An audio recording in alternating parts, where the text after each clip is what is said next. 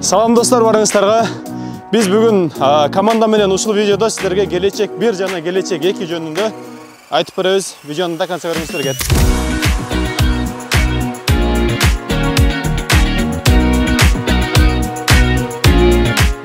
Саламатсыздар достор. Азыр биз силерге куткаруш компаниясынын бүтүп элдер ишарган объекти жөнүндө силерге кеңирээк маалымат беребиз. Подготовка видеода. Надо гүлгөй. Любой нерседе, любой иште эң биринчи эме да ниет да. Ниет тура коюш керек. Ошондой эле съемкада ниетти, намеренияны оңдош керек. Кандай ниетти тартабыз, кандай ниетти эл көрсүн деген немени оңдош керек. Биринчи. Бул жакта ниет кандай? Эл көрсүн по факту. Туура экенин, таза экенин, бүткөнүн, полный кылып атканынчы. Практика. Практикадан баягы бизден баштан өткөн баягы канча кыйынчылык менен курулду булчу. Ошо баштан өткөн көрсөтүш керек да, карапчы. Аны айтып бериш керек. Наракта курулуп аткан объектте бүткөн ушундай болот, ушундай көрүнөт деп көрсөтүп бериш керек да, полныйчы. Эң биринчи азыр сүйлөп айтып берип атканда дагы ниети жаңылап турган айтылат да. Ошондо баягы элге жетиктүү болот. Жүрөккөн от души кылчу. Всё, баштагыла давай. Салам достор. Бүгүн сиздерге келечек турак жайынын благоустройствосу боюнча айта кетсек, биз азыркы учурда футбол аянтчасында турабыз. Бул балдар үчүн атайын каралган. Жана ошондой эле бул жакта балдар үчүн ойноочу аянтча жасалган. Бул жактын айланасы атайын курчалган. Азыркы учурда мындан дагы жакшыртып салымыбызды бул объектиге кошуп жатабыз. Келечек турак жайынын аты сыяктуу эле балдар биздин келечегибиз. Ошол себептен бул жакта ойноочу аянтчалар балдардын келечеги үчүн жакшы условиялар түзүлгөн. Акылай. Болчу. Ассаламу алейкум, саламатсыздарбы? Бүгүн биз куткаруш компаниясынын биринчилерден болгон келечек турак жайына келдик. Биздин команда менен ушу келечек турак жайы боюнча кандай курулган, кандай болуп бүткөн толук маалымат беребиз. Жана ушул мен силерге өзүм команда менен тааныштыра кетсем. Кеттик. Бактык сатуу бөлмөдүсү биздин сатуу бөлүм жетекчиси Сыймык байке, ушул келечек объектисинин башкы прорабы Мунар байке, кен директор Байбек, Асель, Толкунай, Акылай жана Актилек. Жана ушул биздин команда менен силерге толуктурду айтып беребиз. Азыр болсо ошо келечек турак жайын алган клиенттин үйүнө кирип баратабыз. Кандай алган, кандай шарттар менен алган, ошону кененирээк Сыймык байке түшүндүрүп берет. Сыймык байке. Бул клиенттин аты Адилет, фамилиясын унутуп атам. Себеби бул ошол көз алдыбызда калган. Бул өзү негизи ал кезде бир 20 жашта болчу да, 20-22 жашка чыга элек болчу. Өзү Москвада окуп, жаңы бүтүп, практика кылып аткан кезде ушул биздин акциябызды угуп, ушундай үй салынып атат деп, эки дос бала Москвадан учуп келишкен. Бирок тилекке каршы келишгенде акыркы квартиралар калгандагы 10-чу этажда 2 квартира, 2 дос бала экөөнү оформдеп кетишкен. Кайра эле 2-3 күндөн учуп кетишкен. Самолеттон түшкөн, аэропорттон түшкөндөн кийин эле офиске келишкен да. Бул өтө көз алдымдан кетпейт. Ушул бала азыр үйүндө жашап атат. Ошондо атайын ошо Москвада туруп квартира алган үчүн Кыргызстанга келишкен да? Кыргызстанга келишкен. Ал кезде биздин Москвада филиал жок болчу деп болот. Аларга айла жок, еще без первоначальный алган, просто алар кандай болгон, ишеничке толук кут таанылуу эле ишениш үчүн өздөрү учуп келишкен. Азыр ошо кирип өз оозунан да уксак болот, бек болот. Жүрүңүздөр азыр болсо. Келечек турак жайында 2-чи подъездге киребиз. 2-чи подъезд 10-чу кабат. 10-чу кабат 70-те да, 70-чи квартира. Жакында ошо үйлөнөм деп атат. Машалла. Ошо ар бир кубанычын чалып бизге айтып турат. Биз бул клиенттер үчүн өтө кубанычтабыз. Мындай студент балдар, жаш семьялар бул жерден алып үйлүү болгон, буга себепчи болгон Кутстрой болгон да. Мен өзүм да ошого катышып калгандыктан, көз алдымдан өткөндүктөн көргөн сайын кубанычтабыз ал клиентти. Өзү дагы чалып, бүт кубанычын бөлүшүп турат да. Мындай болуп атат, үйгө кирип атам, ремонт бүттү. Ар бир клиенттин кубанычы, сүйүнүчү Кутстройдун бир эң алгачкы жетишкендиктери да. Лифт грузопассажирный 800 килограммдык. Лифт ошол подсамоделкага бул объект тапшырылганда эле бир аз полный 80% үйлөр ремонт бүткөндөн кийин колдонууга берилген да. Ошо көп эле болуп калды лифт. Буюрса аксабастан иштеп атат лифт. Жашоочулардан эч кандай жалоба жок. Ошондо бул 10 кишилик экен, 800 килограммга чейин, Да, 10 кишилик 800 килограмм. Эң башкысы кут тарткой. Бул жерде бир подъездде 4 квартира. 2 однокомнатный, 2 двухкомнатный. Азыр ошол бир комната үйгө киребиз, 70-чи квартира. На, тут как раз. 70. Электрик келди.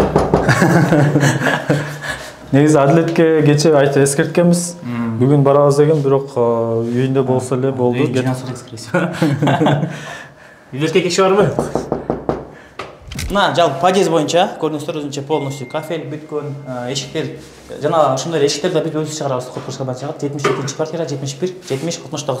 Ошондой бир подъездде 4 квартира бар. Бул азыр 10-чу этажда. Бул азыр 10-чу этаж, бирок 10-чу этаждын үстүндө дагы бир этаж бар. Технический этаж. Ошонун ичине кирде кимдеки меники акыркы этажсы такыр кабат болуңуздар, анткени үстүндө дагы бир этаж бар. Чалып көрүңүздөр. Бир чалып көрөйүн. Же менин опытым бар, ачып берейинби деп койсуз. Каяктан барып турасың? Турмуш неге гана алып барбайт. 75-чи квартира сөтүнө чыгып коеюн, мачат азыр. Адилет! Ойнойсуңбу? Наркы турбайбы? 71, биз бунту кылып атпайбызбы? Кечеси мен 70-те элти кылат эртем. Салам алейкум, Адилет, кандайсың, жакшы? Машалла, Адилет бей, кандайсың? Бисмилла, кире берели. Үйүңө көрүндүгү жок эле, чачылар жок эле, кире берели, ак жолтой үй болсун. Киргени кандай? Биз биринчи кирип атпайбызбы да? Адилет, мен жанагынтан сен кантип келип алганыңды бир аз айтып бердим.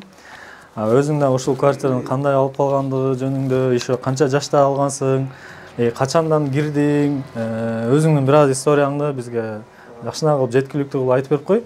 Биз да ошо башка кардарларыбыз көрсүн, факт катары көрсөтөлү деп келди.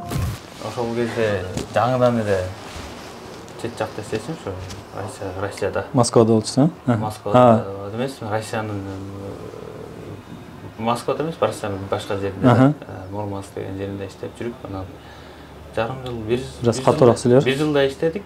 Бир жылда иштегенден кийин отпускага келип, мякка келип эле ушундай айтып калышты.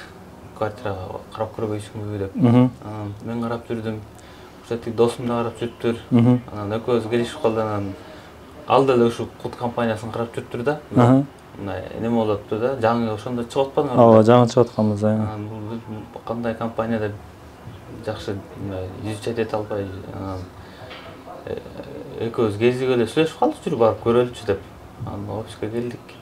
Мен ошондо жаңы эле Москвадан келгем да, келип айылга кетпекмин, айылга кетпей эле бияка келе кетейин деп эле келип көрүп, объектини көргөндө бул жерде эчтеке жок болчу, сиз ачык эле баягы. Жер эле болчу. Жер эле болчу. Анан карап туруп, досум экөөбүз кирип, анын атасы менин байкем болуп алып, төртөөбүз келип анан күлүп, "Ого, биздин 10-чу этаж болсо анда тактан болот экен" деп алып. Воздухтан. Договор түзөлдө кеткенбиз, ошондо биринчи ай төлөгөнсүңөр, а? Биринчи 2 айдыкын төлөгөнбүз. Без первоначально 3 жылга бөлүп бергенбиз, эсиңде болсо. Негизиси ошол бизге ылайыктуу болду, ошонусуз төлөм жагычы. Без первоначально. Сен өзү жаңы окууну бүткөнсүң ошондо, Мен жаңы окууну бүтүп уже иштеп баштагам да. Иштеп баштагам. Жарым жыл иштегем да. Ошо жашың канча деле ошол кезде? 20-чы жылы болсо 22-де. Жок, 25 жашта болчу экен. 24-төн 25 жашта. Жаңыдан иштеп бизнести карасак, бул аябай эле жеңил экен да. Төлөө жагычы. Андай деле. Оформить эттиңер, анан ай сайын төлөп баштадыңар, а? Ооба, оформить этип, анан билгөндө ай сайын 3 жылга бөлүп баштадык. Ошо эң биринчиси, ошол эң негизгиси взнос жок. Бүт стоимостьти мени бөлүп таштайт экен, анан ошо менен акырын төлөп берет экенбиз. Процент жок, ошо договор сонун түзгөнбүз, а? Процент жок, анан экинчиси эмне деди, мен сурадым. Бул мен төлөй албай калып, үйдүчү. Анан кийин мен вообще жумуш өйдөлдүй болот жашыл, анан төлөй албай калсам эмне болот десем, бир айттыңар, эч кандай процент жок, кайра акчаңарды кайтарып беребиз дедиңер. Анан мен ойлодум, андай болсо жакшы эле экен, төлөй албай калсам, төлөй албай калдым, кайра мен тапкан акчам кайра келет экен деп. Мына бул жерде эч кандай күйгүзбөйбүз. Күйгүзбөйбүз, жок экен да. Ошентип эле анан алып калдык. Күтүп жүрдүк. Анан ортодо ковид болуп, карантин болду. Бияктан анан мен ойлогом, уже токтоп калат го депчи. Карабай эле токтоп эле убагында эле бердик. Убагында эле берилдик, ооба. Ойдогудай эле болду. Анан ремонтко бердик, ошого уже келип уже 1 жылдан ашып болду бул жерде. Жашаганыңа 1 жыл болуп калды уже. 1 жылдан ашты уже. Августта киргенбиз, ошондо 1,5 жыл болуптур ужечи. Жашаганың, Молодец. Ремонттан кийин. Буюрса үй бүлө куруп түтүн болуп атайын деп атасың. Ошол кезде эсимде договор түзөтканда метр квадратын биз акция кылып акыркы квартиралар берип атканбыз $500 деп сатканбыз, бирок квадрат метрин биз сом менен эсептегенбиз, договор сом менен түзүлгөн. Ошол жагы да эң жакшы плюс болгон. Метр квадратын 500дөн, андан курс 69,7 менен эсептегенде 34 000 болгон да. Метр квадратын эсиңде болсо 34 000 менен договор түзгөнбүз. 34 000ден ошондо 37 квадрат ушул квартира. 37 квадрат общий сумма эсептегенде 1,2 ашкан да. Бирок 3 жыл аралык өттү, ортодо карантин болду, карантинден кийин инфляция болду. Андан кийин Россиядан немелер болуп, ар кандай санкциялар болуп, доллардын курсу көтөрүлүп, ушундай болуп атып, рынок өсүп кетти да, квартиралардын баасы өскөт. Бирок биз ошол эле 1,2 эле гана төлөдүңүз, Адилет. Ашыкча сумма төлөгөн жоксуздар, туурабы? Мына ушундай эң жакшы условияда сатылган.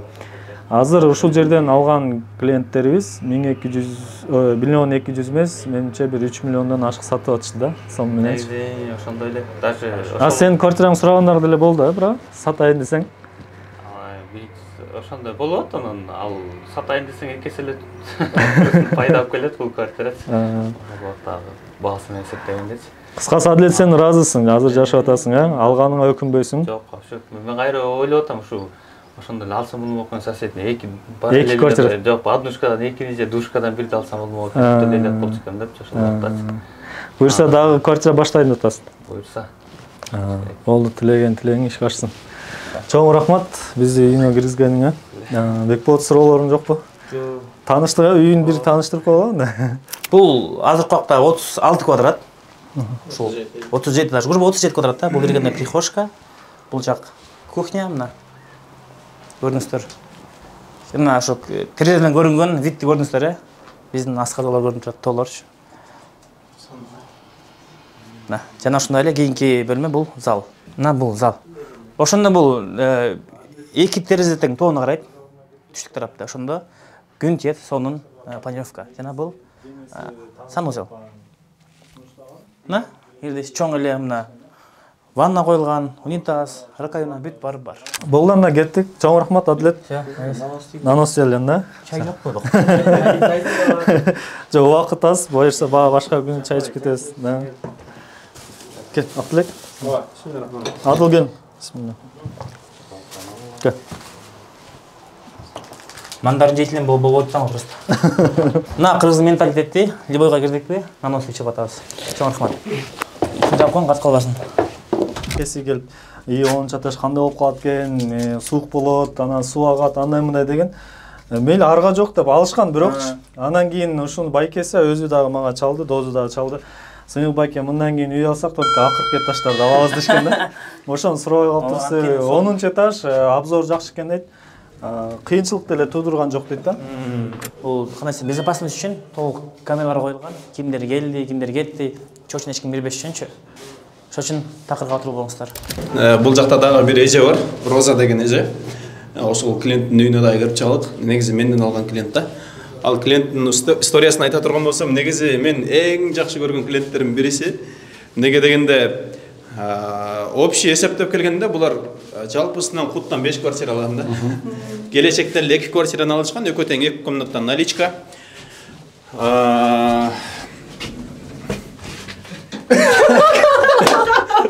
Ач кайра, ач. Sen Süleyver da.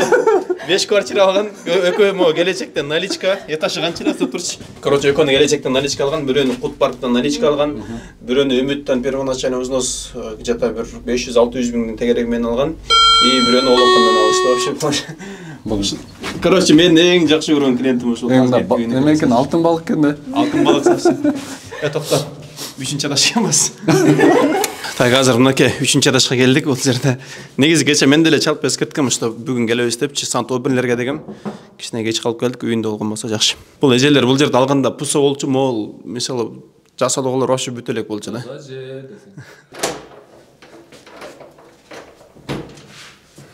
Саламатсызбы? Кандайсыз? Жакшысызбы? Кире берели? бир сера таныштырып коер анда пока эже эметкичейинчи. Мына киргенде бул негизи бизде двухкомнатный полноценный квартира. Биз мынакей перехожкадан киргенде эле если бул жака төрүнө өтө турган болсок, bizde bul jakta mынакей спальная комната. Biz азыр 3-нчы этажда турабыз. То есть бул бул квартиралардын эң жакшы жери, сонун жери булар двухкомнатный расквазно кетет да. Югтан и северден чыгып турат. Бул bizde спальный комната. Да, ремонттор вообще шикарно. А бул bizde санузел кетет, то есть ванная комната. А бул жакта болсо bizde өзүнчө санузел кетет. Так, бул жакта мынакей биз азыр кухняда жүрөбүз. Кухнянын ремонтундагы эми вообще сонун кылып коюптур, мынакей машалла. Негизи биз азыр келечек турак жайындагы Роза эженин үйүндө отурабыз. Бул болсо Роза эженин сиңдиси болот, Эли эже. Буга чейин айткандай эле, Эли эжелер негизи Роза эжелер жалпысынан куттан 5 квартира алган да. Бул менин эң мындай айтканда жакшы көргөн эң сүйүктүү клиенттерим. Квартиранын башы негизи Эли эжеден башталган. Эли эжелер офиске келип, анан бир сера таанышып, сүйлөшүп, биринчи көрке алмачинканы көрүп аткан болсо, анан ал жактан кичине туура келбей калып, анан Үмүттөн двухкомнатный квартира алышкан первоначальный взнос менен. Андан кийин эле уже бул жактарды алып калдыңыздар, э? Ооба. Сиз өзүңүз Үмүттөн алгансыз, э? Өзүбүз Үмүттөн алдык, ошо 2022 февралда алдык. Ооба. Андан кийин бул объекттен алынды 2 квартира, ошо чоң эжеме, анан да сиңдиме. Ооба. 2 квартира. Анан ата-энебизге да алдык, ал Кутпарктан, э? Кутпарктан. Анан кийин азыр Олокондо да экөө. Олокондон дагы эки. Бир эки эжем дагы алды да. Ооба.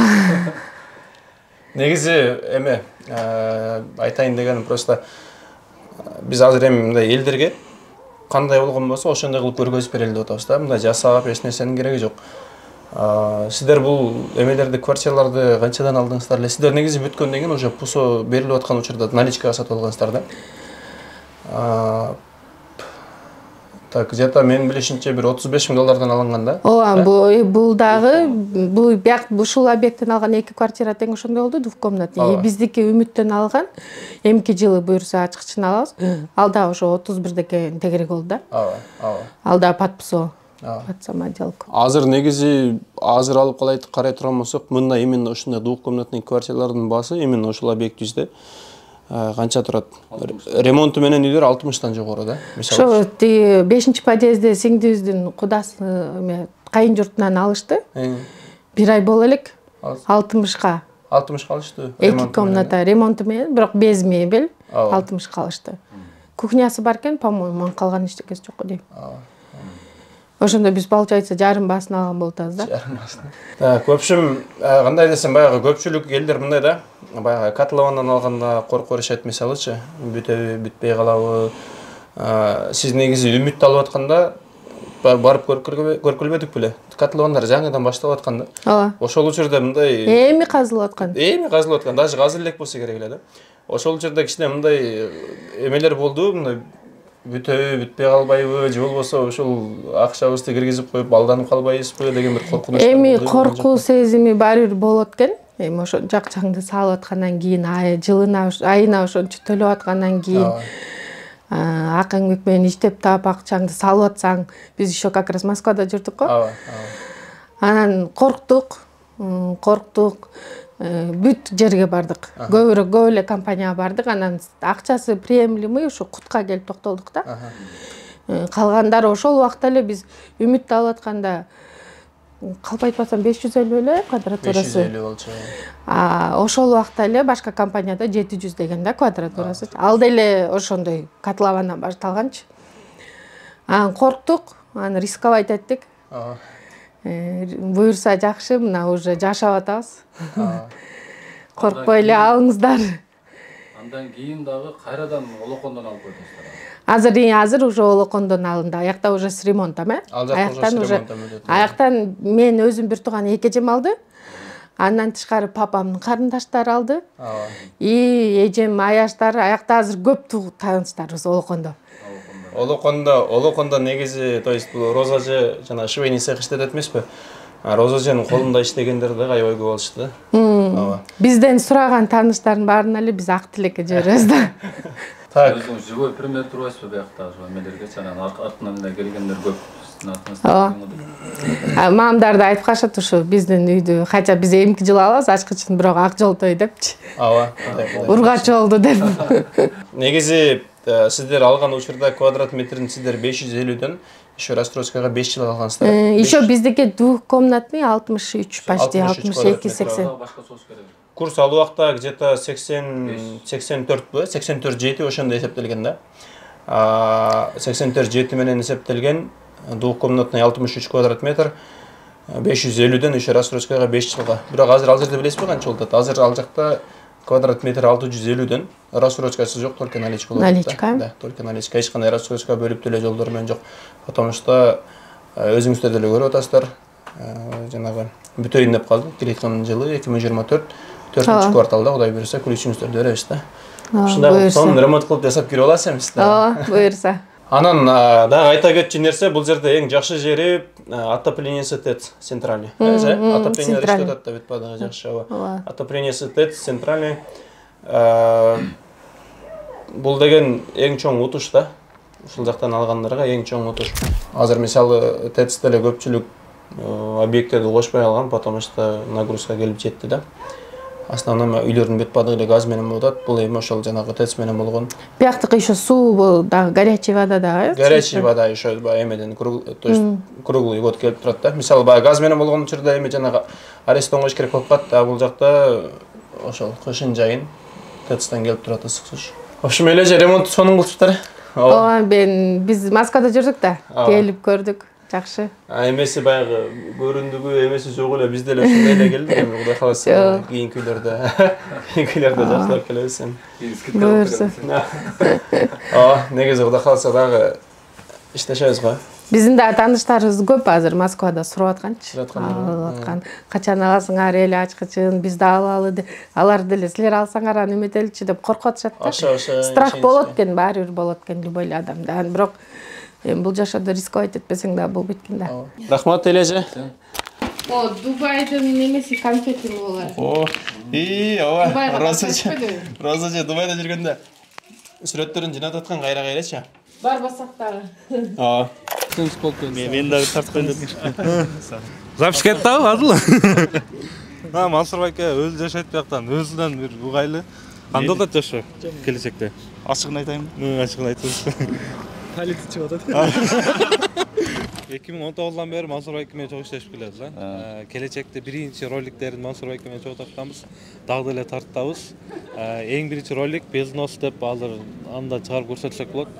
Бул жактан максат баягы келечек деп айтабыз да. Бул Кыргызстанда биринчи жолу Безнос болуп берилген да. Туурабы? Сиз деле аны күбө Мансур байкенин күбөлөрүдөн да. 35 000 сом берип, договор түзүп, уже кирип жашап атышат. Айына 35 000 төлөпчү. Ошол жагын айтып түшүндүрүп кетти азырчы. Негизи биздин жашообуз мындай Кыргызстандагы орто үй бүлөлөр да. Анан кийин орто кирешеси бар үй бүлөлөр үчүн жакшы бир мүмкүнчүлүк болду да. Мисалы көпчүлүк компаниялар дээрлик 89%, 80-90% баягы баштапкы төлөм 30%, анан кийин калганы 2 жылга эле кылганда көп түшүп калат. Анан бизге окшогондорго бир аз оорураак. Ошон үчүн көпчүлүк азыр сыртка кетип атат да. Ошол үй алам деген максатта. Бул Кут курулуш компаниясы биринчи бул келечек турак жайын баштаганда баштапкы төлөмсүз дегенде бир айына 35 000ден 36 000ден түшүп калдык окшойт да. Анан бизге окшогон орто семья үй бүлөлөр үчүн жакшы эле мүмкүнчүлүк болду. Көпчүлүк ошол кезде үйлүү болуп калды. Биз деле ошолордун катарында үйлүү болуп калдык.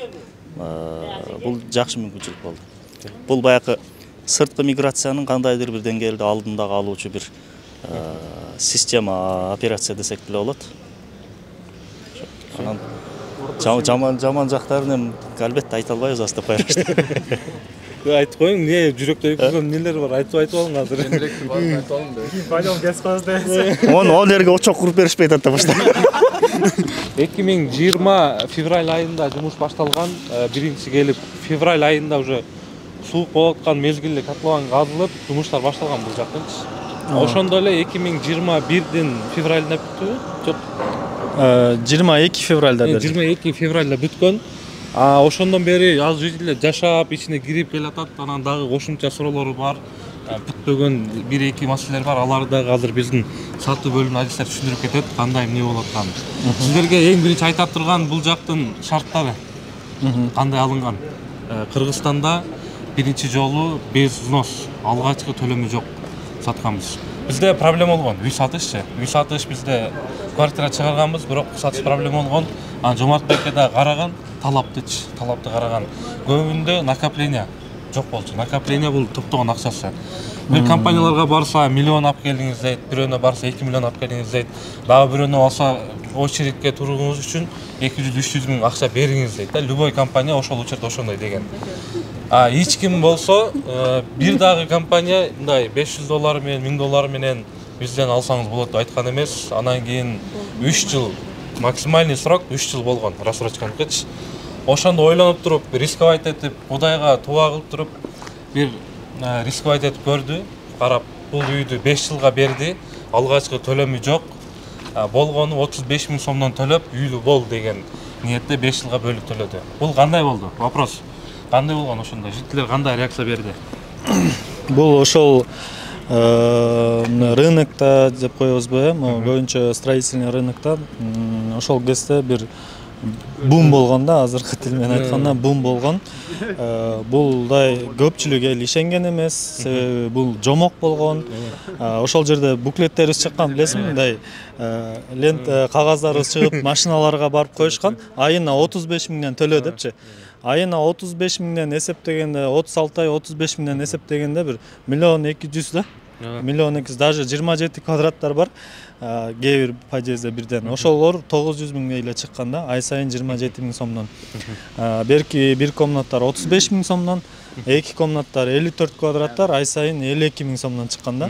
Азыр эсептесек, ошолордун суммасы, бир квартиранын баасы первоначальный взноско да жетпейт экен да. 1 200 000га азыр 2 комнаттын взнос төгө албайсың да, 1,5-2 миллион болуш керек. Анан ошол жердеги клиенттердин көпчүлүгү ошол чындыгында үйгө көптөн бери жетпей аткандар болгон, келип көз жашын төгүп алышкандар болгон, келип оформление кылып кайра мигрант болуп Россияга кетишкен, башка чет жакка кетишкен. Көз алдыбызча мен ошол дээрлик жарымынын сатышына катышып калгам. Булардын историясын аябай жакшы билебиз. Эмгиче келип бизге эстеп айтып турушат да, ыраазычылыктарын аябай билдиришет. Азыр ошол жердечи, аябай мындай көз алдыбыз эле баардыгы күбө. Ошол жерде клиенттерибиз азыр бир 2021 февралда башталган, бирок сатуу 2019 декабрда башталган. Анан карантин болду мартта. Мартта карантин болуп, бүт тыюу салып, шаар жабылып, эч жака ташылбай калган кезде дагы бир ай токтоду, бирок андан кийин бүт инфляция болду, доллар көтөрүлдү, бирок иш жүрүп атты. Азыр жана клиенттер өздөрү да айтты, иш жүрүп атты, токтогон жок. Биз бирок 1,5 жылда беребиз дегенбиз, сатып аткандачы. 2021 жайда беребиз дегенбиз, бирок 2022 февралда бердик да. Бирок 2 жылда ушундай курулуп берилди. Азыр жашап атышкандарына 1,5 жылдан ашып, даже 2 жылга жетип калды. Буюрса жакын арада бир 2 айдын ичинде эксплуатацияга берип, техпаспортту берген табыз. Андан тышкары ошол бир газ калды, анан ысык суу калды. Бул коммуникация эми көбүнчө бул мамлекеттик иш, мамлекетке байланыштуу экен. Ал жакка биз заявление калтырганбыз, буюрса бүт стандартка жооп берселе, алар берген тат. Бул бизге караштуу иш эмес да. Бизге караштуу благоустройствосы, башка инженерный часть, ички подъездин отделкалары, лифттер, булардын баардыгы буюрса милдеттер, обязанностьтун баарын аткарганбыз да. Эң негизгиси баягы азыркы адамдар корккон нерсе бул долгострой. Долгострой деп коркот да. Себеп эмне? Мисалы бир үйдө 100 квартира болсо, 100 квартирасынын 50-син сатты да, 30% взнос менен алып туруп сатты. Ошол суммасы жетпей калат да. Калган сата албай калат, үй 1 жыл, 2 жыл туруп калат, сатпай, жаңы вкладчик жок болуп, үй туруп, ошон үчүн үйлөр 5 жыл, 6 жыл созулуп кетет. Плюс доллардын курсу бар, внешний эмелерден болгондордон. Данный момент Кыргызстанда бишкенде болуп аткан ситуациялардын доллардын курсунан ошончо токтоп калгандар бар, акчалар башка бизнеске киргизип койгон үчүн токтоп калгандар бар. Какой-то бир закондар чыгып, ошонун айынан токтоп калган бизнестер көп да, домдор, ошон үчүн долгострой болуп калган. Бизден гарантиялар үйдү куруп атканда биз обязательно кызыл китебине карайбыз. Плюс финансирование 30% внешний жактан келет. Ошон үчүн биз ошол себептен без взнос бере алабыз да. Генен айтып генен бере алабыз. Без взнос алгыла, каласаңар мүмкүнчүлүк болот, алып алгыла депчи. Ошол себептен ошонун айынан эле буюрса баягы ошонун артынан эле баягы эми көп адам дубасынан кеткен да. Мисалы өзүндө бир окуя болгон, келечектен алган. Бир аксакал келген да, чоң эле аксакал да. Келип ыйлап, эми чоң киши ыйласа башка болот экен да, чындыгында. Баягы көрсөң жүрөккө тиет да, жүрөк оюйт да, ыйлап айтып берген. Биз ушул жашка жеттик, небере чебере көрдүк, бирок ошол небере чебере менен квартирада жүрөбүз дейт да. Ушул жашка чейин квартирада жүрдүк. Бизге ушундай мүмкүнчүлүк болуп атканына рахмат деп эме кылышкан да аларчы. Мындай ыйлап көз жашын айтып берип атат да. Аксакал мына өзүнүн үйгө киребиз, өзүнүн үйгө төлөп атабыз, өзүнүн үйгө төлөш кандай сонун депчи. Бул дагы 10 жыл, 15 жыл, 20 жыл эмес да, кредит. Кредит да ошондо адам жеп коет да, ичиненчи карыз, мен 10 жыл, 15 жыл карыз болуп жүрөмүн депчи. Ондай карыз плюс проценттин кетет. Бул жакта процент деген эме деген вообще маселе жок да. Бул жакта экөө сүйлөштүк да. Мисалы клиент мен компаниямыз да. Экөө сүйлөштүк, третий лицо жок биздечи, банк жок, учредитель, поручитель деген жок болот. Сиз 3 ай, 4 ай, 5 ай төлөй албадыңызбы? Кечиресиз, башкасына, башка муктаж адам көп да, башка алам деген башкасына беребиз да, кайрачы. Ортодо ошондой болот. Алдан эми буну баркын билген алат да, чынчы. Баркын билген адам мынтип мындай шүгүр кылат, эме кылат да. Бул айтайын деген нерсе, бул главный үмүт үзбөш керек. Бунун атын келечек деп айтканына азыр биякта бала түшүнүп кетет. Келечек эмнеге коюлган? Вопрос. Анан кечиресиң Байбек, бул Толкунайга суроо бергим келип атат да. Толкунай кийин катышып калды Актилекке, келсең Актилек. Булар продажа келечек көтөрүлүп калгандан келип калдыңар, бирок кайра колдон саттык го, мисалы биз сатууга катыштык. Ошол эле биздин бул жердин жашоочулары келип бизге кайра квартира сатып бергиле деп бизге берип атышты, же кээ бир агентстволор аркылуу сатып атышты. Ошол кезде кандай баада квартираларды канчадан сатты көз алдыбызда көрдүк, ошону бир өз айтсаң да мындай Актилек экөөң. Негизи 2 комнаталык квартира бул жакта башында 1.800.000-2 миллиондун тегерегинде болгон да. Негизичи, ооба. 70 курс менен алышкан. Ошо $500 эсебинтеген. Бирок бул азыр 1.800.000-2 миллион бул наличканыкы эмес, бул еще рассрочканыкы 3 жылдыкы 5 первоначальный взностук ошондой болгон негизичи. Ошол алган клиенттер кийин первичный ремонт, биз мисалы ошондой эле ремонтту келечек 2ден кылып беребиз да. Первичный ремонт менен $60,000 сатышты. 60,000. Первичный 2 миллион дегенде примерно азыркы менен бир $20,000. Ооба, $20,000. $22,000. Ошону демек бир аз ремонт кылды. 100%дан да көбүрөөк окупаемость болду деп эсептейм да ошондон. Если муну көрдүк, ооба. Актилек өзүбүз эле сатып калды окшойт, ошол жакта кечирсиң. Бул жерде мындай болду да, именно ушул жерден алган клиенттерибиз кымбаттаганда, мисалы 16.000ге турган ошол кезде курс менен однушкалар $35,000 ремонт кылбай эле сатышты. Ремонт кылып 44.000-45.000ге чыгарып ийишти го. Азыр ошолор башка жерден 2 комнат алышкандар болду. Башка объектилерден алган, башка компаниядан деле алгыла дедик. Жер үй алгандар болду. Анан мен көбү болгон клиенттерим бар, бизнес башташты. Ошол сиздин айтканыңызга мында. Мен мындай компанияда иштеген үчүн жасаган эмес, мен ачык эле айтып атам да.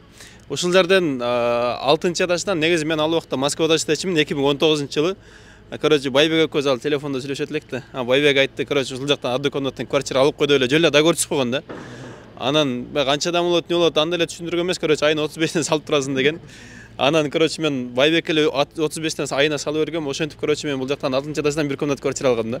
Бирок аны кийин мен келип, баягы эми кичине ооба, мигрант болуп жүрүп, эми ачыгын айтканда Россияда иштеп жүргөндө 35.000 сом мындай эле акча да. Ал жакта мен өзүм официант болуп иштечимин, официанттардын айлыгы 90, 100, эми 70, 80 ошондой да. Анын арасында 35.000 сом мындай эле болуп калат. Анан мен 2021-жылы эми кичине жаштык кылып бул жакты сатып бергем.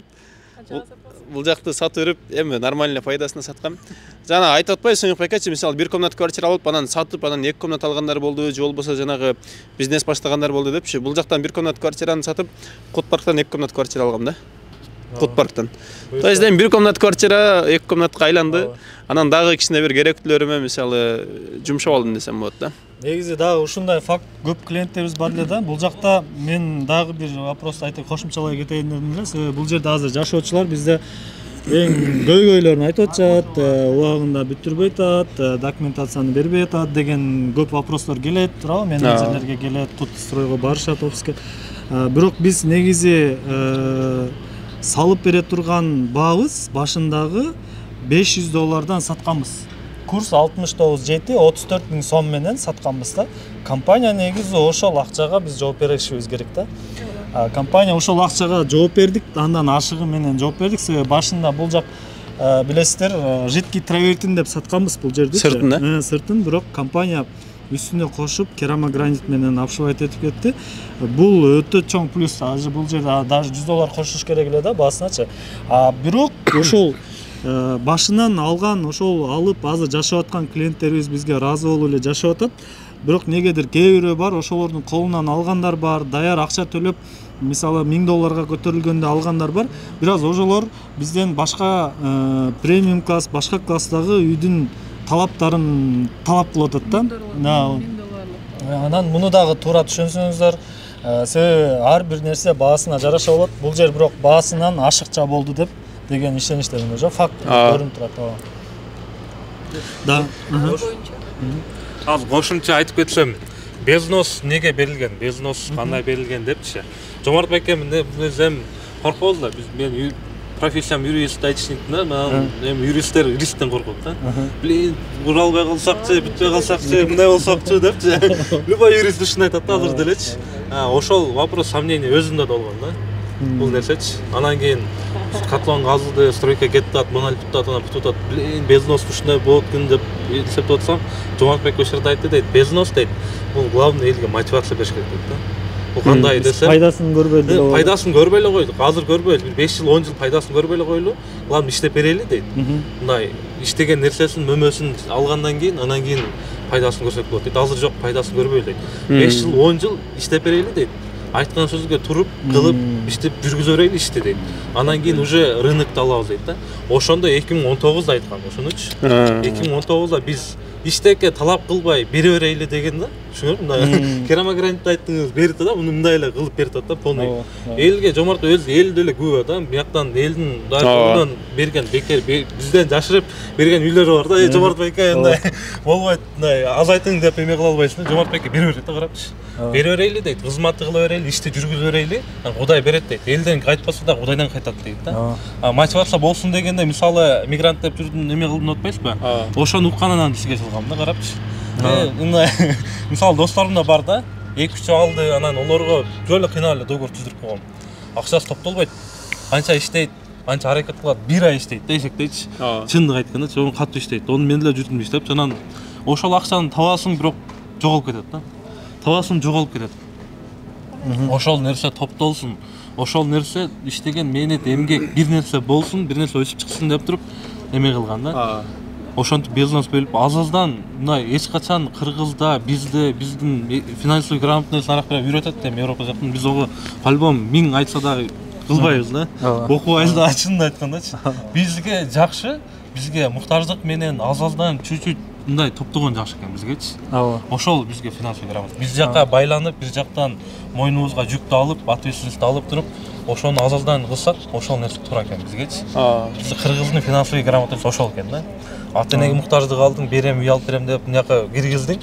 Ошо менен азаздан топтоп 35 000, 20 000, 10 000, 15 000, 5 000ден топтоп атып алгандар бар. Бияктан акыл жан клиент бар, Ош базарда иштейт эле, күнүнө 500 сом, 700 сом, 1000 сом тапса да күнүнө алып келип берет да. Кашабач. Күнүгө келип берет да, тапканычы. Молодец, көрүп алып, бир сүйүнөм да, мындайчы. Элестет коюң, күнүнө 1000 сом, 500 сом, 200 сом иштесе дагы алып келип кассага коет. Компанияда отказ кылып ала берет эле. Компанияда отказ кылып ала берет. Карап, болгонун бере берин, сөп акча адамда бош акча турса кетип кала берет да. Иштетип кетет. Той топур, бизде той топур көп да. Той топурга алды, эсептеп көрсөң 1 миллиондон ашык акча кеткен болот. Общий жашоомдочу. Карапчы. Ошон үчүн мындай рисктен коркпош керек. Кудай эки себептен акча берет. Адамды бай кылат да. Бул сабырдуулук менен рисктенчи. Риск кылып алдың, анан сабыр кылып төлөдүң да. Азалдан кылып, ошол айынан 60 000, 50 000, 100 000 доллар деп айтып атпайбы? Мисалы, анча 2 жылда анча 35 000 доллар кылдыңызбы? Однушканы? 2 жылда азыр мындай төп палушканы астына коюп топтойм десең, топтой албайсың да.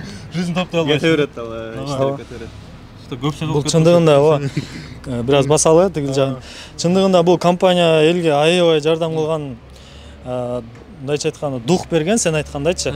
Себеби азыр клиенттердин баардыгы ошол кезде үй алыштан коркот эле. Бизден чындыгында үйдү биринчи алып аткандар, квартираны, основной квартираны биринчи алып аткандар, мындай алып көрбөгөндөр келишкен, көпчүлүгү үчүн. Анан көпчүлүгү мындай условияга ишенген эмес да. Анан эми менин бир клиентим айтат, азыр эжешке жашап атат, бирок азыр Алматыда болуп калды, мен сүйлөйм деди эле. Ал айтат да, мен эмнеси бар, эмнеси жок, өзү мугалим эле, училищеда мугалим эле. Анан эмне бар, эмне жок, эч кимге айтпай коеюн, бирок баштай берейин, эмне болсо ошосун чогулта албайтам деди. Баштады. Бирок эч кимге айткан жокмун дейт. Эмне бар, эмне жок, балким күйүп кетишибиз мүмкүн, балким акча жок болуп кетиши мүмкүн дейт. Бирок эмне болсо дагы баягы уят болуп калбайын деп элге айткан эмесмин дейт да. Бүтүрүп калганда дейт, үйдү алып атам деп айттым дейт. Мына азыр жашап атам. Азыр квартираны киргизип койгон, өзү Алматыда айына 35 миңден. Аднушкагачы 35 миңден. Ал акчасын кийинки объектке киргизип койдум азыр. Кийинки объект, да, кийинки объектиден алып атат. Анан айтат, ошол жерде биздин эң чоң компанияга разы болгон жери карантинде көпчүлүк клиенттин жумушу токтогон, мигранттар кыйналган, Кыргызстанда деле кыйналбадык беле. Жумуштар токтогондо көбүнчө частныйдагылар бүт иш токтоп, төлөм аябай аксаган. Биздикиде бизге төлөм аксаган, курулуш аксайбы деп, бирок курулуш бир аз созулган, бирок кете берген да. Анан ошондо кээ бир клиенттердин акчасын кайтарып бердик, процент жок, удержание жок, канча төлөсө кайра кайтарып бердик. Алар бирок кийин кайра уланып кетишти да. Анан ошого разы болушат да, бизде ошол клиент, бул клиенттердин сөзү.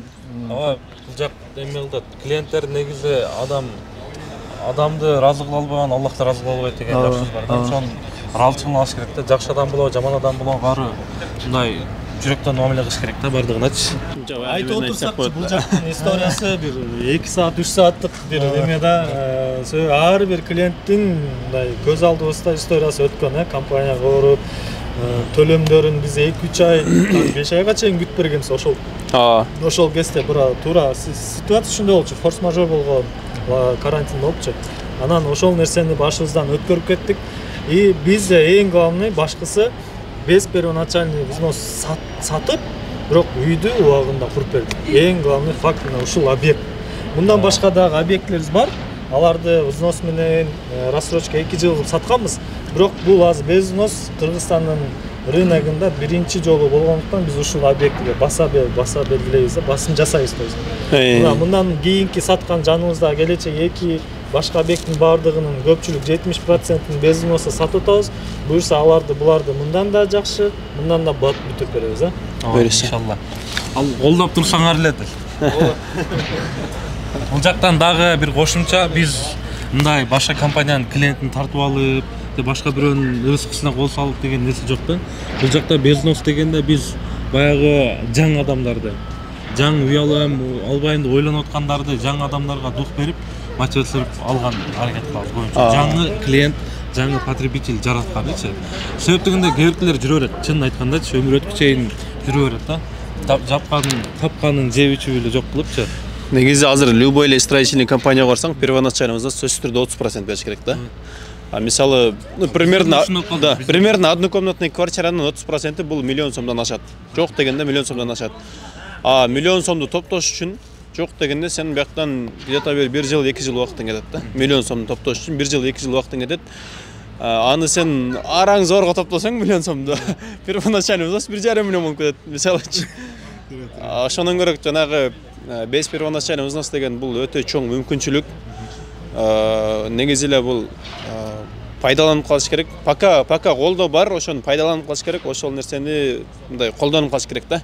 Бул эми дагы качан мен постоянно эле боло бербейм, ал жагы бир кудайдан, бирок пока бар нерсени колдонуп, без первоначальный взнос дегенде алып, жетишип, аракет кылып, ошентип анда умтулуш керек да. Бакытбек мырза, бул келечек деген атыда, эмнени түшүнөт ошол негизинечи? Эмнеге коюлган дегенде сурады. Эмнеге коюлган, эмнени түшүндүрөт ошол? Бул биздин келечек деген объектибиз кут куруш компаниясынын 3-чү объекти болгондуктан биз ал учурда жаңы эле өнүгүп, өсүп келаткан компания катары таанылганбыз да. Ошондуктан атым келечек деп койгонбуз. Келечекте өсөлү, өнүгөлү, мындан дагы жакшыраак болгон шарттарда элдерге үй куруп берели, элдерге дагы көбүрөөк мотивация берели, өзүбүзгө дагы мотивация болсун, тез аранын ичинде дагы келечектүү бир жашоого кетели деген максатта ушинтип келечек деп койгонбуз бул жактын. Кең болсун да. Келечеги кең болсун. Ал учурда еще келечек дегени жана жогоруда биздин коллегаларыбыз айтып кеткендей, без первоначальный взнос деген менен кеткендиктен ошол келечекте бул биринчи жолу болуп аткан бир жаңы кадам деген максатта кеткен да бул коюлган. Эми ичинде дагы толтура маанилер камтылып коюлган. Буюрса ошонун bundan аркысындагы курулуп аткан объектилерибиз ушундан артына кеткен дегендей да. Ушунун жанында эле келечек 2 курулат буюрса. Ошонун жанында эле бул жакта азыр кайра тартып баштайбыз. Келечек 2 деп койгонбуз. Что бул келечек 1 бүткөн объект, анын бул жакта келечек 2 деп кайра эле жаңы ат болуп чаташпасын деп кайра келечек 2 деп эле койгонбуз. Бусунан бул келечек турак жайында айланасында 150 автоунаага орун каралып берилген. В общем, получается биз мына азыр бул өзүңүздөр көрүп турган бизде келечек турак жайыбыз. Биз ошонун эле артында турабыз. Бул жерде өзүңүздөр көргөндөй эле ушундай кенен атайын парковочный местаны жаңы эле жасап бүтүрдүк. Бул жакта мында 2 ряд болот да. 2 ряд, да, ёлочка сыяктуу 2 ряд парковочный место болот. Жалпысынан 150 местага ылайыкташтырылган. И андан сырткары еще бул парковочный атайын парковочный местадан сырткары дагы машина койгонго бул жакта ыңгайлуу жерлер өтө көп. Ошон үчүн парковочный местадан вообще проблема жок. Ойлонбосоңуздар болот. И жакшы жери, мисалы машинаңыздарды да алыска коюп коюп, анан жанагындай көрө албай кыжалат болбойсуздар. Жакшы жери, мисалы, да, парковочный местага коесуздар, болду. Анан ошол боюнча любой квартирадан 1 комнат болсун, 2 комнат, 3 комнат болсун, любой квартиранын терезесинен өзүңүздүн машинаңызды көтөрүп турсаңыз болот. Безопасно. Бул объект анан бул бетинде дагы либо жол тарабында дагы месталар бар, ошол жака да койсо болот, машинасын токтотсо болот. Койдук. Эркектер. Эме если менен 3 комнатный квартирадан бири 2 алсаңар, первоначально узасы 2 миллион менен ушугуздун номерин берем айтып турам. Келечек 2 турак жайы Исакеева Виноградный деген жерде жайгашкан. Азыр ушул объект жөнүндө канча кабаттуу, кандай материал менен салынат жана кандай жумуш жүрүп атат, ошол жөнүндө силерге кененирээк маалымат беребиз. Анда эмес сөздү мен ошол кандай объект, канча кабат жана кандай курулуп атат деген суроону Толкун Айымга берем. Толкун Айым силерге толук түрдө түшүндүрүп берет. Кеттик. Келечек 2 турак жайы 7 блоктон турат. Толук 7 блоктон турат, 14 этаждан. 14 этаждан кийин өзүнүн технический этажы бар. Өзү объект П-образный түрүндө салынат дагы.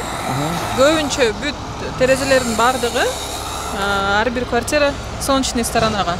Күнбатыш күнчыгыш же тоону карап турат. Өзүнүн детский садиги менен 3 этаждуу детский садик ушул жерге түшөт.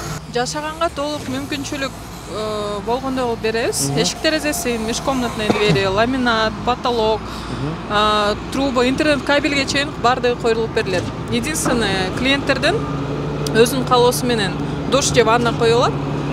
Сантехника коюлат дагы, мебелди алып кирип жашаганга мүмкүнчүлүк уже берилет.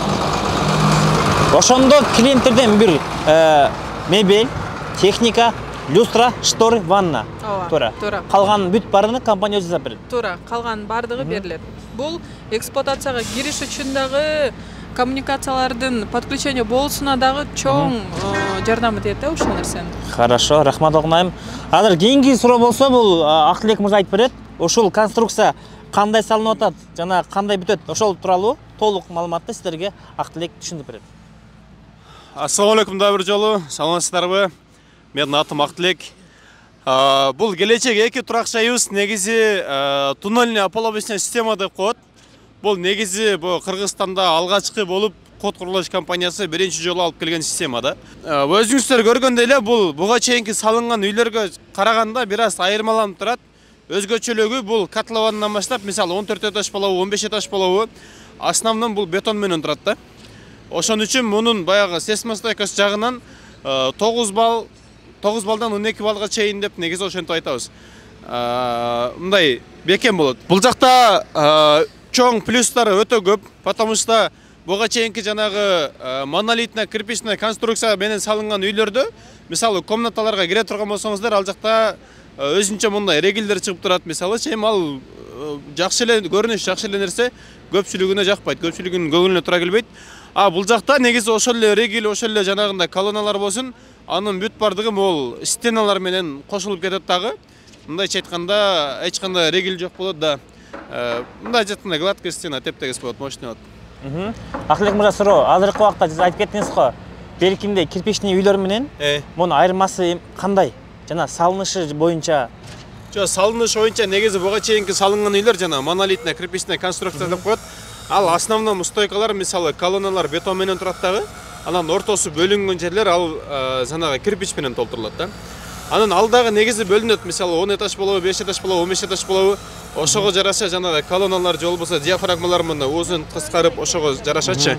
Анан алардын жанагы жер титирөөгө туруштугу мындайча айтканда где-то бир 6 балдын тегерегинде болот. Документацияда негизи 6 бал деп жазылат. 6 бал 7-8 балга чейин. Бул үйлөрдүкү ошо буга чейин айтып кеткендей эле, основном ошол котловандан баштап 14-кабатка чейин основном ошол бетон менен курулган үчүн сейсмостойкость жагынан бул өтө бекем болот да. Ошондо бул курулушу боюнча арматура токулат, анан бетон коюлат, Да, бул өзүңүздөр көргөндөй эле, жогоруну карасаңыздар, бул жакта бизде атайын Турциядан алынып келинген даяр ополовкалар. Мисалы арматураларды токойт дагы бир этаждыкын полностью токуп туруп, бул ополовкаларды даяр арматура, то есть ополовкаларды коюп, анан бетонду куят. 2-3 күндөн кийин эле кайра иштемей өтүп, үстүнкү этажга көтөрө берет. Ошондо могул дуалдар полный бетон болуп атпайбы? Алган клиенттер, мисалы үчүн включатель каякта болот, точка каякта болот, ошол каяктан алса болот. Негизи бул жакта жанагы ремонт менен деп атпайсызбы? Бул ошол бул атайын ошондой жанагы жаңы технология, жаңы система деп атпайсызбы? Бул атайын ошол курулуп атканда эле, көтөрүлүп атканда эле сырасы эле ошол включатель розетканын точкалары сырасы эле кошулуп берет да бул жаккачы. Ошондо мен билишим боюнча азыр мисалы арматура токулуп атпайбы? Арматура токулуп аткан кезинде эле уже арматура мисалы арматура токулганда мисалы где-то 20 сантиметр деп коелу. Бул жагынан 2 рет арматура чыгат, анан мондай сетка болуп токулат да. Ошонун ортосуна эле жанагындай провод таштап берет. Ошонун ортосунан эле биринчи шланга ташталат. Шлангынын ичинен анан уже проводдор кирет да. Ал шлангынын ташталышынын себеби жанагы безопасность, жанагы арматура куйганда мисалы жанагы тешилип кетпеш керек, же болбосо зым үзүлүп кетпеш керек, ошон үчүн жон шлангалар таштап, ошонун ичинен анан зымдар өтөт да. Мисалы үчүн бул келечек 2 турак жай 14 кабаттуу үй турабы? Мисалы үчүн азыр 1, 2, 3, 4, 5, уже 6-чы этажды кояптыр. Ушул канча айдын ичинде ушунча көтөрүлдү? Негизи келечек 2 турак жайыбыз мындан ушул жылдын башында келгенинде мен вообще котловандары даже баштан элек болчу да. Котловандары негизи эле именно ушул конструкцияда бул котловандан чыгыш кичине колду кармайт. Самый главный котловандан чыгып калган болсо эле анда болду, калгандары уже жана козгарындай эле өсөт. Батлай берди. Да. Хорошо. Азыр ушул келечек 2 турак жайында азыркы убакта шарттары кандай болуп сатылып атат, алам десеңиздер, ушул тууралуу бизлерге азыр Асель айым толук маалымат берет. Саламатсыздарбы? Менин атым Асель. Бул объектибиз 2022 жылдын күз айларында сатууга чыккан. Жалпысынан 546 квартира бул жакта курулуп жаткан. Башында кандай условия менен чыккан десеңиздер, баштапкы төлөмсүз 7 жылга чейин бергенбиз акция менен. Эң биринчи баштапкы төлөмсүз 7 жылга ушул Кут курулуш компаниясы атайын условия түзүп, атайын ушул чет мамлекетте иштеген жарандарыбызга, бул жактан иштеген жарандыбызга договорду сом менен кармап түзүп бергенбиз да. Азыркы учурда өзүңүз көргөндөй 5-этаждан көтөрүлүп, негизи жалпысынан 14 этаж болот. Азыр Кудай буйрса жакшы жүрүп атат, жумуш иштери. Көбү менин өзүмдүн жеке клиенттерим чет мамлекетте иштегендер, көбүнчө ошол Кыргызстанга келели деген жакшы максат менен алышкан квартираны. Азыр басы негизи жаңы сатылып атканда бул жактыкы сом менен 63.750 сомдон сатканбыз. Азыр сом менен 80.000 сомдон. Договор сом менен түзүлөт. 63.750 сомдон сатканбыз. Азыр мунун баасынын көтөрүлүшү 80.000 сом болду да. Башында 7 жылга берсек, азыр рассрочкасы 50% баштапкы төлөмү менен 2,5 жылга рассрочка кыскарган. Азыркы убакта ушул турак жайда канча бөлмөлүү квартиралар калды? Азыркы убакта бизден жалпысынан эми базабыз дайыма обновление болуп турат. Москвада да филиалыбыз бар. Акыркы жолу караганда 2 бөлмөлүү квартира 68 квадрат 7-этажда бар болчу, жана 46 квадрат 13 же 14 этажда бар болчу да. 2 квартира бар азыркы учурда. Баштапкы төлөмү 50%, калганын 2,5 жылга бөлүп алсаңыздар болот. Ошондо бул объект кайсы жылы колдонууга берилет? 2025 4 квартал. Ошондо аягы. Аягы 26-ын башы болуп калат. Ошондо биякта Актилек байке айткандай ички ремонтту менен уже готовый берилет. Негизи бул ички ремонту менен сурангандардын себеби эмнеге ремонтко өттүңөр деген дагы башка максаты. Чет мамлекеттен алган, ошону баса белгиле айта кетчү нерсе, чет мамлекеттен алган клиенттерибиз көбүнчө ошо ремонту менен болсо деп аябай суранышканда, себеби көбү ошол ал жакта жүрүп ремонт кылганга убактылары жок, бияктан туста жалдаганга дагы убактылары жок, ошол себептен ошо ремонту менен десе, еще ай сайынкы төлөмү да договор менен түзүлөт, сом менен түзүлөт, то есть тактап айтканда сом менен түзүлгөн себептен азыркы 63.750 сомдон алган квартиранын баасы 26 жылы мындайча айтканда аябай эле выгодный болот да клиенттерибиз үчүнчү. Мындай ай сайынкы төлөмүндө ремонтун кошуп төлөп кете берет. Ошондо бул жакта эгерде клиент квартира алса, договор сом менен түзүлөт. Сом менен түзүлөт. Негизи бул эле жерде эмес. 12 объектибиз бар, ошо 12 объектибиздин бардыгын сом менен кармап бергенбиз. Кой доллар көтөрүлгөсүн түшкөсүн айырмасы жок. Баса белгилеп айта кетчү нерсе, договорду 2022 жылдын күз айларында түзүп атканда договордун курсу 80 болчу да. Курс 80 болчу. Азыр болсо 88-89 болот атат. Ошонсо деле сом менен кармап, сом менен төлөп атышат да, ай сайынкы төлөм.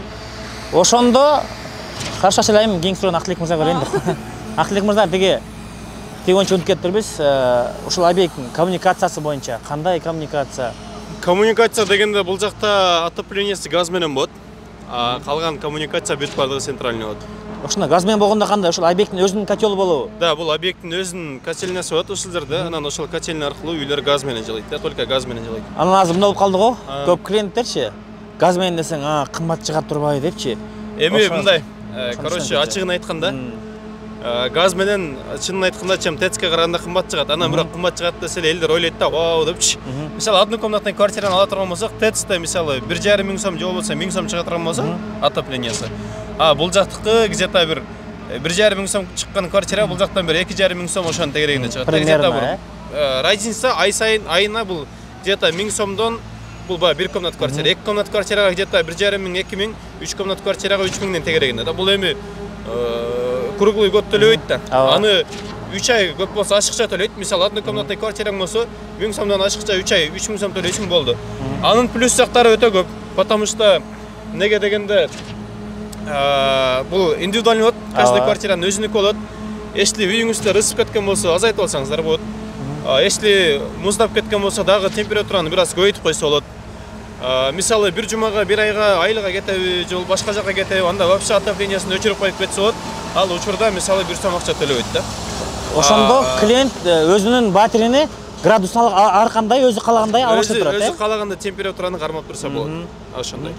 Ошондо бул жалпы аянты канча гектар бул жак? 2 гектар. 2 гектарга 7 блок үй чыгат. 2 гектарга 7 блок үй чыгып атат, жалпысынан 14 этаж, буга чейин айтып кеткендей эле. И бул негизи азыр биз турган бул келечек 2. Бул жакта буга чейин биз обзор кылдык, бул келечек 1 деген объектибиз бар. Ошол экөөнүн ортосунда эле бул жакта 3 этаждан турган детский садикти компания өзүбүз салып беребиз. Благоустройство. Ошондо садик кандай болот? Мамлекеттик садик болобу же жеке садик болобу? Садик пока что айтабыз, что частный болот депчи. Бирок возможно в дальнейшем, если бир мамлекет менен келишип ошондой бир жолдор коруп калсак, анда көз көтөрүп. Ошондо ушул жакта жашаган, ушул жакта алган клиенттерге балким бир жеңилдик болот экен да? Жеңилдик болот, конечно. Бактыбек мырза, мисалы үчүн клиенттер үй алды да, үй алгандан кийин анын балдары кандай десем, мектепке алыс болбосун дейт да, баары жакын болгон калышат да. Ушу айлана чөйрөсүндө кандай мектептер бар? Балким садик болобу, кандай бир көңүл ачуу оюн зоок менен оюндар барбы? Кандай? Торговый центрлер да? Атым Бактыбек. Сатуу бөлүмүнүн адиси болобуз. Бул жакта не только мектептер жакын арасында өзүнүн жакынкы жерлерде университеттер барын жагында айтып кетели. Биринчи бул жер негизи келечек 2 турак жайыбыз. Исакиева менен Виноградныйдын кесилиши. Бул жак ориентир катары городской катоктун жаны, ТЭЦ-нин жаны болуп калат, ТЭЦ-тин өзүнүн жаны болуп калат. Вот. Ал эми мектептер, биринчи мектептер жагынан баштасак, мектептер бул Айгурант, тоже Айгуранттын жаны болуп калат. Айгуранттын жанында Сейтек деген мектеп бар. Ал эми бул жакта 91-мектеп бар. Анын жогорусунда частный школа бар, американский школа. Вот. Андан аркы жогоруракта деген бир аз эле бассаңыздар, уже Алматинка, Горькийге барып каласыздар. Технопарк, Toyota центр ошонун жаны болуп калат. Ал эми университеттер тарабынан карасак, университеттер тарабынан бул жакта уже мединститут бар, чоң, медфак. Анын нар жагында академия МВД бар. Анын жогорурагында деген Алатау университети бар. Кыскасы бул жака студент болуп жашасаңыздар дагы, ал эми балдарыңызды өзүн биякта уже детсад болуп туруп, кичинекей болсо дагы өзүнүкү собственный болот. Ал эми школа катары деле проблема кылбай койсоңуздар болот. Ал жак туш тарабында мектептер бар. Ошондо толуктай кетсек, келечек 2 турак жайынын өзүнүн жеке бала бакчасы бар. Жанында 91-чи мектеп бар, Бул жакта Сейтек деген ал жеке мектеп, Жеке мектеп жанында Аю Грант бар, торговый центр бар. Ошондо Алатау окуу жайы, МВД окуу жайы, республикалык ГАИ бар. Бул жака чыксаңыздар уже бул жак Горький, Алматинкада Дасмия, Технопарк. Чыгылса район өтө жакшы экен, Район жакшы, аябай. Достор, биз бүгүн командабыз менен келечек 1, ошондой эле келечек 2 жөнүндө чакан обзор кылдык. Биздин бүгүнкү саякат ушуну менен аягына чыкты. Дагы эсли жооп берилбей калган суроолор болгон болсо комментарийга жазып коюңуздар. Биз сиздерге сөзсүз түрдө окуп жооп беребиз. Ошондой эле видеого лайк басып, комментарий жазып колдоп туруңуздар. Биз дагы да команда менен кийинки объектилерибизди обзор кылып сиздерге чыгарып турабыз. Видеону толук көрүңүздөр жана видеону бөлүшүңүздөр. Салам алейкум.